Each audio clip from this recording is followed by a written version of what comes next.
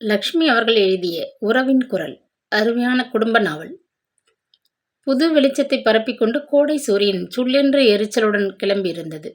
தொன்னைக்கு கூடத்தில் படுத்து கிடந்த எதிர்விட்டு கிழவி வாரி சுருட்டி கொண்டு எழுந்திருந்தாள். கதவை சாத்திக்க கண்ணு, நான் வரேன்.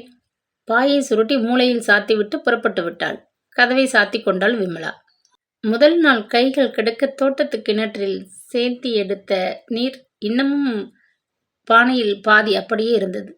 தங்கத்தை பத்திரமாக பாதுகாக்க வேண்டியது போல தண்ணீரை பாதுகாக்க வேண்டிய சங்கடமான நிலைமை கிராமத்திற்கு வந்துவிட்டிருந்தது.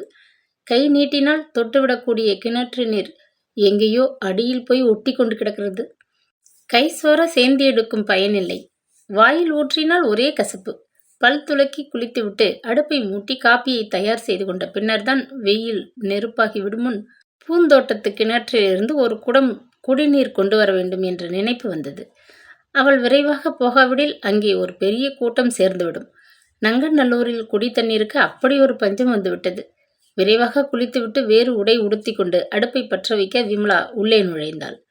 வாயில் கதவு இடிபட்டது. பெரிய தனக்காரர் வீட்டு வேலைக்காரி பூமணி வெளியே நின்று கொண்டிருந்தாள். பெரியம்மா அனுப்பினாங்க சொல்லிக்கொண்டே அவளும் பிரம்பு கொடையை நடை திண்ணை மீது வைத்துவிட்டு வேகமாக போய்விட்டாள். பெரிய தனக்காரர் மனைவி தனபாக்கியம் அவளுக்கு இந்த 1 மாத காலமாக நித்தமும் காலையிலும் மாலையிலும் சாப்பாடு அனுப்பி கொண்டிருந்தாள். அந்த கிராமத்து மக்கள் அனைவரும் அவளிடம் அன்பாகத்தான் நடந்து கொண்டனர். அவர்கள் காட்டிய பரிவினாலோ என்னவோ அவளது துயரம் சட்டென்று அடங்கி போகவில்லை. நினைத்து நினைத்து இரவு முழுவதும் கண்ணீர் விட்டு அழுது அவள் மிகவும் சோர்ந்து போயிருந்தாள். தோட்டத்து கிணறு போல அவளது கண்ணீரும் வற்றி விட்டிருந்தது. தனபாக்கியத்துக்கு தாராளமான மனம். ஊருக்கே உபகாரியாக இருந்த நர்சம்மா கமலம் மாரடைப்பில் இறந்து போனாள். பாவம், அவளது வயது பெண் தன்னந்தனியாக அனாதை போல நின்று விட்டாளே என்ற அனுதாபம். அவள் எத்தனை நாள் பிறர் காட்டும் கருணையில் அந்த வீட்டில் நீடித்து வாழ இயலும்? அலுமினிய தட்டை கழுவி தோசைகளை எடுத்து போட்டுக்கொண்டாள். உப்பும் உரைப்புமாக சட்டினி நாக்குக்கு சுவையாகத்தான் இருந்தது. அவளுக்காகவே வாழ்ந்த அவள் அன்னை போய்விட்டாள். இந்த உலகில் சொந்தம் என்ற அந்த ஒரே பிடிப்பும் போய்விட்டது. இனி என்ன செய்வோம் என்ற திகில், வேதனை இரண்டும் மனதை சதா அரித்து பிடுங்கிக் கொண்டிருந்தன. தோசை மெத்தென்று சாப்பிட நன்றாக இருந்தது. வெண்கல கூஜாவில் இருந்த காப்பியும் சூடாக குடிக்க இதமாக இருந்தது. தனபாக்கியம் தங்கமானவங்க. காலம் முழுவதும் வேணுமானாலும் சோறு போட்டு அவளை காப்பாற்றுவாங்க. ஆனால் ஒரு படித்த பெண் இப்படி பிரத்யாரை நம்பிக்கொண்டு வாழ்வது முறையா, சரியா? பாத்திரங்களை கொஞ்சம் தண்ணீரில் கழுவி துடைத்து கூடைக்குள் போட்டு திண்ணையில் வைத்துவிட்டு குடத்துடன் கதவை பூட்டி கொண்டு கிளம்பினாள் விமலா. பூந்தோட்டத்து கிணறு வெகு தொலைவில் இருந்தது. அதற்குள் வெயில் வேகமாக ஏறத் தொடங்கிவிட்டது.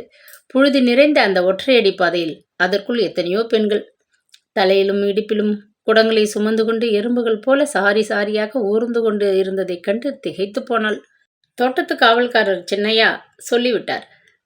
தூர்ந்து கிடக்கிற கிணறுகளை இன்னும் கொஞ்சம் தோண்டி தண்ணீரை கொண்டு வர முடியாமல் பூந்தோட்டத்து கிணற்றையே ஊர் நம்பிக்கிட்டு இருந்தால் அதுவும் தூர்ந்திடும். ஊர் மக்கள் தாகத்திலே செத்து போய் விடுவாங்க. இடுப்பில் குடத்துடன் அவள் மெல்ல அந்த புழுதி பாதையில் நடந்தாள்.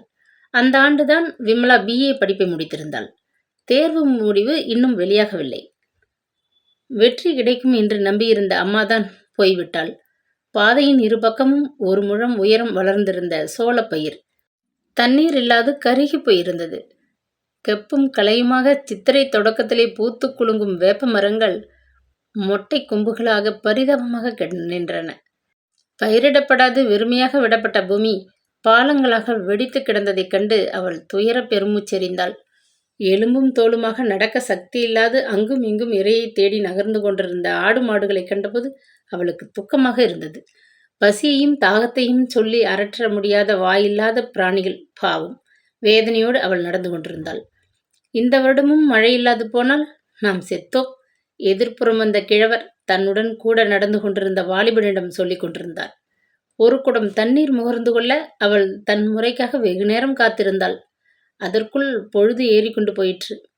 தண்ணீர் குடத்துடன் வெளியே வந்தபோது வேலி ஓரத்தில் தோட்டக்காவல்காரர் நின்று கொண்டிருந்தார்.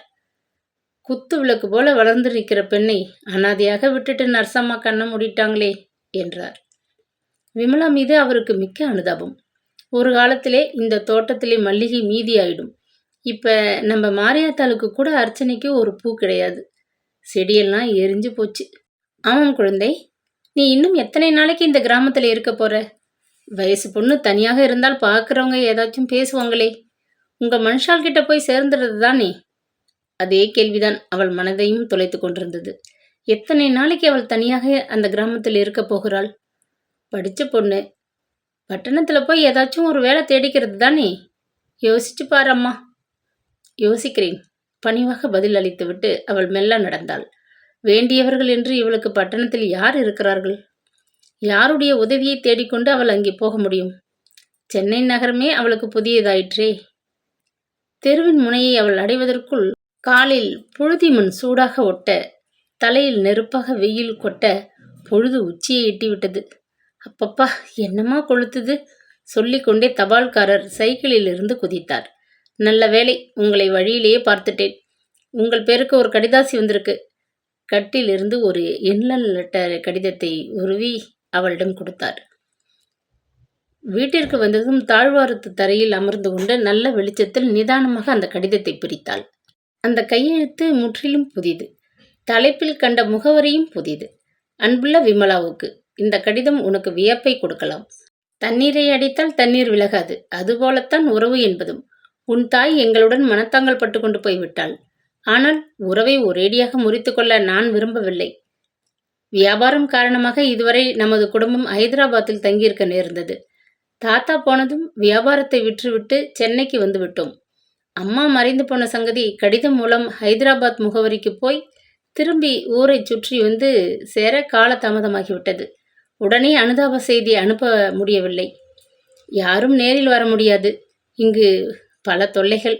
உன் பெயருக்கு மணி ஆர்டரில் 100 ரூபாய் அனுப்பியிருக்கிறேன். ரயில் செலவுக்கு வைத்துக்கொண்டு தலைப்பில் கொடுத்திருக்கும் நுங்கம்பாக்கத்து முகவரிக்கு உடனடியாக வந்து சேரவும். கடல் போல் வீடு, கல் போல பாட்டி என்ற உறவுக்கு நான் ஒருத்தி இருக்கிறேன். இன்னும் சித்தப்பா, மாமன், அத்தை மகன், மக்கள் என்று படை போல உறவு இருக்கும்போது நீ அனாதை போல தனியே ஒரு பட்டிக்காட்டில் உட்கார்ந்திருக்க வேண்டாம். உடனே புறப்படு. நீ வளர்ந்த பின் உன்னை நான் பார்த்ததில்லை, அதனால் பார்க்க துடிக்கிறேன். உன் அன்புள்ள பாட்டி ருக்மணி. கடிதத்தை பலமுறை விமலா வாசித்தாள். பாட்டி என்ற உறவின் குரல் வா வா என்று அழைப்பதை போன்ற பிரமையில் அயர்ந்து உட்கார்ந்து விட்டாள். விமலா நீண்ட நேரம் சிந்தித்துக்கொண்டே உட்கார்ந்திருந்தாள். எல்லாம் நிழல் போல நினைவில் சுழன்றன. அவள் தாயார் சொல்லியிருந்ததால் எல்லாம் உண்மை நிகழ்ச்சிகள் என்பதை உணர்ந்து கொண்டாள். பாட்டி ருக்மணியின் முகத்தை கற்பனையில் நிறுத்தி கூட இப்பொழுது அவளால் அடையாளம் கண்டுகொள்ள முடியவில்லை. ஆனால் இறந்து போன தந்தையின் இறுதி சடங்கின் போது அந்த பெரிய வீட்டின் முன் அறையில் ஒரு மூலையில் நின்று அம்மா குமுறி அழுதது, அவளது முந்தானையை பிடித்து கொண்டு கூடவே அவளும் விசித்தது எல்லாம் அதே அழுத்தமான துயர உணர்வுகளுடன் குபீர் என்று ஞாபகத்தில் புரண்டன. அப்பாவின் மறைவுக்கு பின் அவளும் அவள் தாயும் பட்ட துன்பங்கள் எத்தனை! அதற்கெல்லாம் காரணமாக இருந்த பாட்டி ருக்மணிக்கு இப்போது ஏன் இந்த திடீர் கருணை? என் மகனே போய்விட்டான், இனி உனக்கும் எனக்கும் என்ன உறவு வச்சு கிடக்கு என்று உதாசீனமாக பேசி அவர்கள் இருவரையும் அந்த வீட்டிலிருந்து வெளியேற்றிய நிகழ்ச்சி எத்தனை இரவுகளில் பயங்கர கனவாக வந்து அவளது பிஞ்சு மனதை அச்சுறுத்தி இருக்கின்றது. அம்மா என்று வீறிட்டு அலறி எழுந்து அவள் எத்தனை முறை குலுங்கி அழுதிருக்கிறாள்.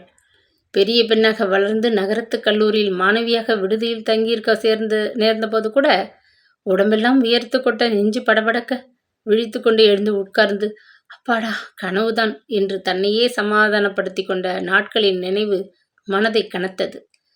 20 வயதை தாண்டிய பருவ பெண்ணாக அவள் வளரும் வரை பேத்தி என்ற பாசத்தை துளி அளவு கூட காட்டாத பாட்டிக்கு அவளை பற்றி இப்போது ஏன் இந்த அக்கறை? பொழுது உச்சியை தாண்டி வெகு நேரமாகிவிட்டதை உணர்ந்து பரபரப்புடன் எழுந்தாள் விமலா. வாசல் கதவை யாரோ மெல்ல தட்டுவது கேட்டது. கதவின் பலகையிலே இருந்த துவாரத்தை அடைத்து கொண்டிருந்த வச்சிரம் விழுந்து விட்டதால் இடைவெளி ஏற்பட்டு இருந்தது. அதன் மீது இடக்கண்ணை பொருத்தி ஊன்றி பார்த்தாள். கையில் டிஃபன் செட்டுடன் பெரிய தனக்காரர் மனைவி தனபாக்கியம் வெளியே நின்று கொண்டிருந்தாள்.